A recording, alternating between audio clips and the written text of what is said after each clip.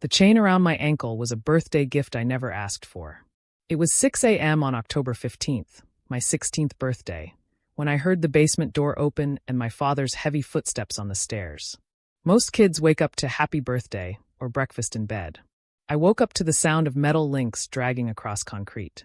"Get up," Dad commanded, his voice flat and cold like the basement floor. "Time for your celebration." My name is Maya, and I'd learned long ago that sarcasm was my father's native language, especially when it came to me. But this felt different. The chain in his hands, the padlock swinging from his fingers, the way Mom stood at the top of the stairs watching. This was planned. "What are you doing?" I asked, though my body already knew, pressing itself against the wall. "Giving you exactly what you deserve for your birthday," he said, grabbing my ankle. "Nothing." The cold metal locked around my ankle before I could pull away.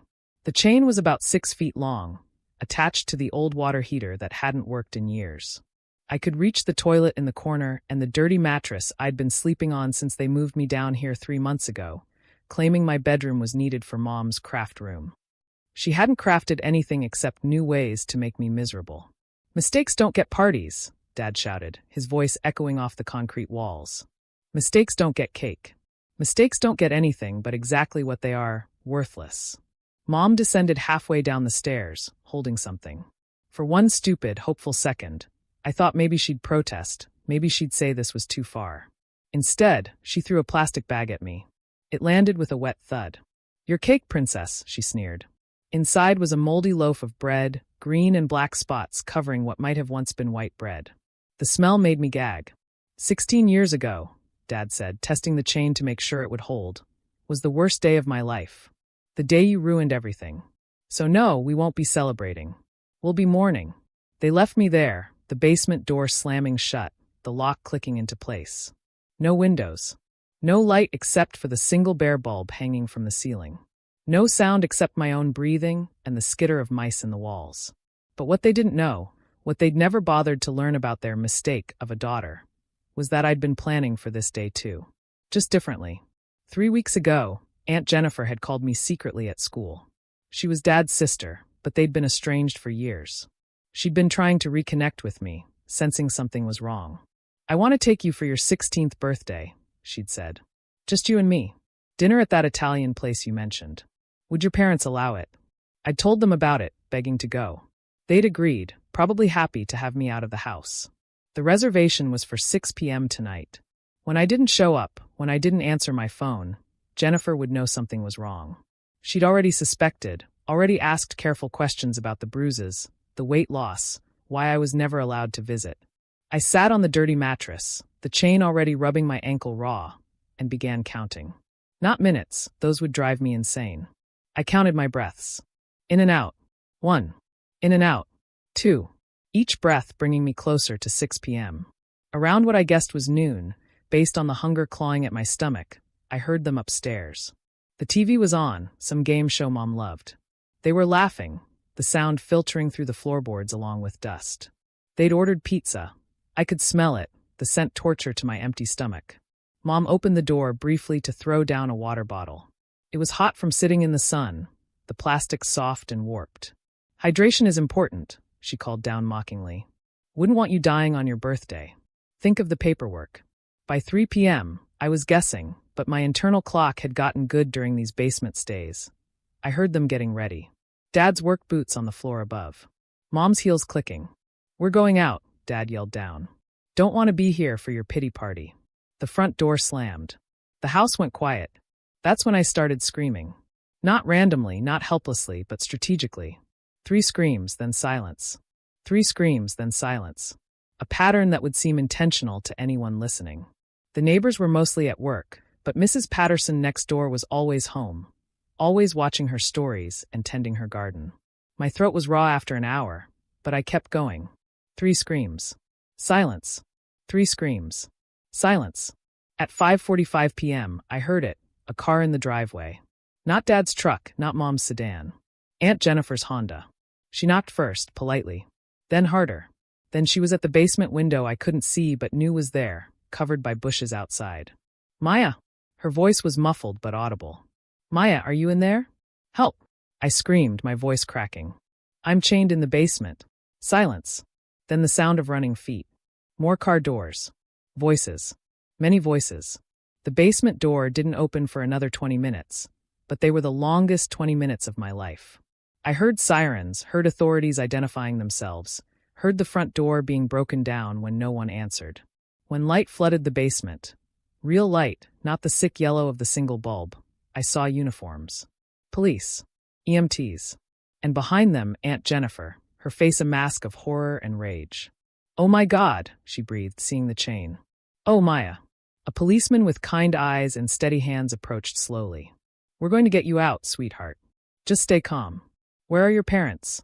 "They went out," I said, my voice barely a whisper from all the screaming. "They said they didn't want to be here for my pity party." The officer taking photos of the chain, the padlock, the moldy bread still sitting where Mom had thrown it, muttered something under his breath that sounded like monsters. It took them 10 minutes to cut the chain. The EMT who examined my ankle, raw, bleeding, already showing signs of infection, documented everything with photographs. They found more when they checked me fully: old bruises, scars, malnourishment. "How long have you been sleeping down here?" A social worker named Ms. Davies asked gently. 3 months, I said. Since they needed my room for something more important. That's when we heard Dad's truck pull up. The police had me stay in the ambulance while they arrested them. But I heard it all through the thin walls. "What the hell are you doing in my house?" Dad's voice, indignant and loud. "Arresting you for child endangerment, false imprisonment, and torture," the officer replied calmly. "She's lying," Mom screeched. "Whatever she said, she's lying. She's manipulative, always has been. Ma'am, we found her chained in your basement. It was for her own good. She runs away. Has she ever run away before?" Silence. That's what I thought. Aunt Jennifer rode with me to the hospital. She held my hand while they treated my ankle, while they documented years of abuse, while a detective asked me questions about every scar, every injury, every accident that wasn't. "I tried to get custody when you were little," she told me, tears streaming down her face. "After your mom had that breakdown. But your dad convinced the court he could handle it. He was so charming, so convincing. I should have fought harder." "You came today," I said. "That's what matters." The news spread fast in our suburban neighborhood. Local parents chained daughter in basement on 16th birthday made headlines. The moldy bread became a symbol of their cruelty. Reporters fixated on it, this perverted mockery of a birthday cake. The trial was brutal but necessary. Dad tried to claim I was troubled, that the basement was for my safety. But the chain told a different story. The locks on the outside of the basement door told a different story. The moldy bread, which investigators had preserved as evidence, told the clearest story of all. Mom broke on the stand, admitting everything but blaming Dad, saying she was scared of him too. The jury didn't buy it. There were too many text messages between them, planning my punishment, laughing about my suffering. "Happy birthday to the mistake," one message read, sent from Mom to Dad the night before my birthday. "Can't wait to give her exactly what she deserves," face with tears of joy. Dad got 15 years. Mom got 12. Both lost all parental rights immediately. When it was my turn to speak at sentencing, I stood tall despite everything.